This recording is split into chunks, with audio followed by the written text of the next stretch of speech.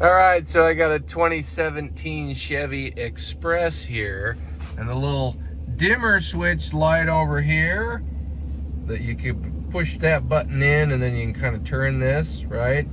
And then it's supposed to make the illumination lights right here in the instrument control, and then also on the radio right there, that light where the clock is supposed to change the brightness of that. Is what that's supposed to do. It doesn't work on mine, and so I looked in the owner's manual, and it says down here at the bottom, this only works if the headlamps or parking lamps are on. So if you're having this problem, try that first, because this is like the auto thing. Right now it's daylight, so I'm going to turn that off and turn these. I've turned them all the way up. See, I turned it up here. So those are on, and now we'll give it a try and see if this will work. And for me, this is not, see, I'm turning this and it's not changing anything. So it's not working for me. So you should try that first, because it might just be that those have to be on. And I already tried replacing the automatic or ambient light sensor up there in the dash. You had to pull the dash apart.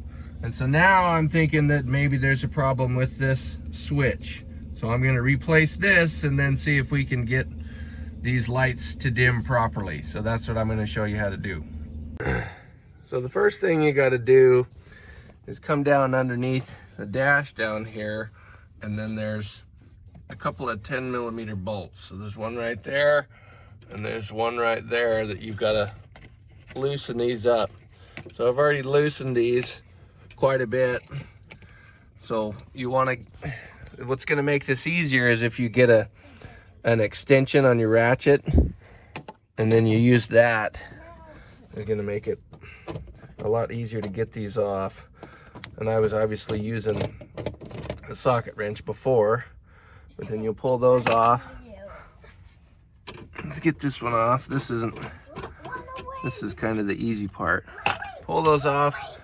Once you got those off, then you got to get your hands down in here and pull this bottom piece of the dash. Let's see if we can get this off on this end. So pull that off, and there's a bunch of different clips in there. See if we can get this last little piece out right here. So then you got that piece, and now you've got access in here where you can kind of see where this is. So I'm gonna work on that next, and then we pull that thing off, and then we put the old one right there and plug that in. Okay, so you shouldn't have to take the whole, you shouldn't have to pull the whole dash off here. You can get in here enough by popping the clips on this side. I know it might give you a little bit more room if you pop clips on the other side, but if you just pop the clips on this side, you should be able to get in here. And if you look at this, I don't know what you would call this, but there's this little red clip right here underneath the actual thing you're supposed to press to get this to let go. So I was fiddling with this for a while, and I realized I had to pop this out first. So I used a little screwdriver to kind of pop the red thing out. That actually came out of it. Then I was able to press this clip to get it to let go of that thing. So that was kind of a pain to get that out. So I don't know if it'll be a red clip on yours or something, but there's this kind of sits. If you look at this piece right here, this red thing, I didn't break it. It's supposed to come out. So that pops back in there. So when I attach this back into the replacement part, I'm gonna push that puppy back in there. So that might help you if you're struggling with that, because this clip doesn't have enough room to push in. Then pop that out first, and then you should be able to get that out pretty easy. Then we just got to pop this out here. Okay, so you can see that I've kind of popped that loose here, and there's a couple of clips back in here, right here. If you can see this little clip right there, that slides in. It's really hard to show this in this space, but really easy to pop this off. This clip comes on top of it back here, and you just use a little screwdriver, and then there's two clips on the other side. up here and down below on the other side. So once you pop those, then this whole unit should come out. So then you've got the old unit,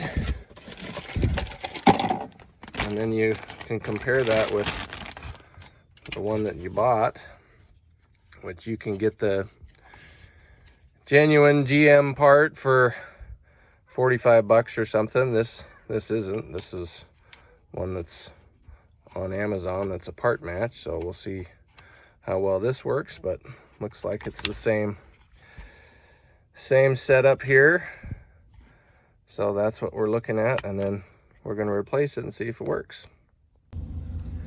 Okay, so I've got this new part in there. I didn't plug it all the way back in. I just attached it to see if it's going to work. So if I switch these switches, I want to make sure before I put it all the way back together that some of this stuff changes. So it's working. And switching over there, doing what it's supposed to do, letting me know that part of it's working. So what I want to try is I want to get these lights to go dim. And so to get them to go dim, to see if that dimmer is going to work, I'm going to take a rag and cover up the ambient light sensor. So then you'll have to let that sit there for a moment. And then that should go, it should go dim once it thinks it's, I can't remember the time. It tells you in the owner's manual how much of a delay there is before those will click off. So see how it went dim right there? Went dim right there, you can hardly see it. You can hardly see the radio light too. You really can. So let's give this a test and see if we can get it to and back up. Hey, it's working. You see that? So we can make that adjustment.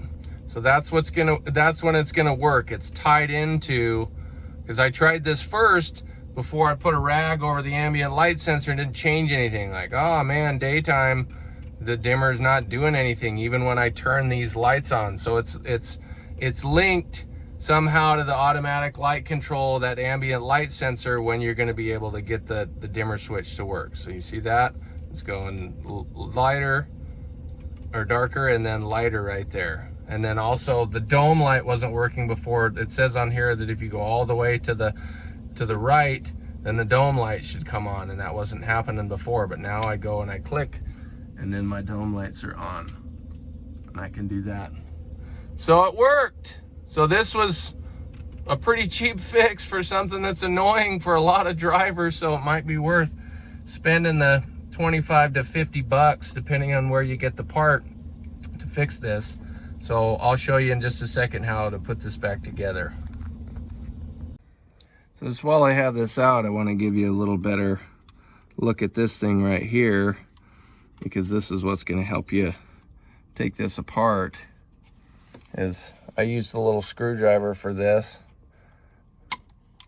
Whoops, don't drop it, don't lose it, you're gonna need it.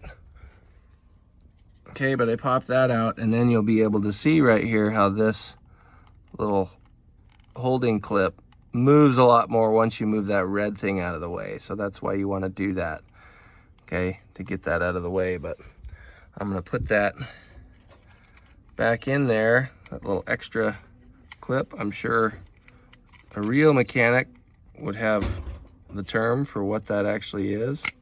Slide that back in, and then this should just come back in place in here. If you can get it lined up with one hand, and then maybe it'll go right back into those clips. You see that? It even clicked into place. Almost. Let's get this side to grab a hold. There we go. There we go. And then it's in there. Got it. Looking good. So now you just got to push the dash back together. These clips back in. You see that? That's pretty easy. Pops back in. Make sure if you pulled on this side that you're pushing that back in. If you did, then you just got to reattach this bottom piece down here with those two 10mm bolts, and you got this job done. So hope it works for you. Good luck. And one final note on this is if you look at these clips and some of these spots, there's these, next to the clips are these little guide holes. Okay, and you got to make sure you get all those lined up, otherwise you actually can bend the clip if it's not lined up perfectly, and you don't want that to happen. How do I know that that's possible? Don't ask me, but I don't want it to happen to you. So make sure you pay attention and get that all lined up when you're putting that back.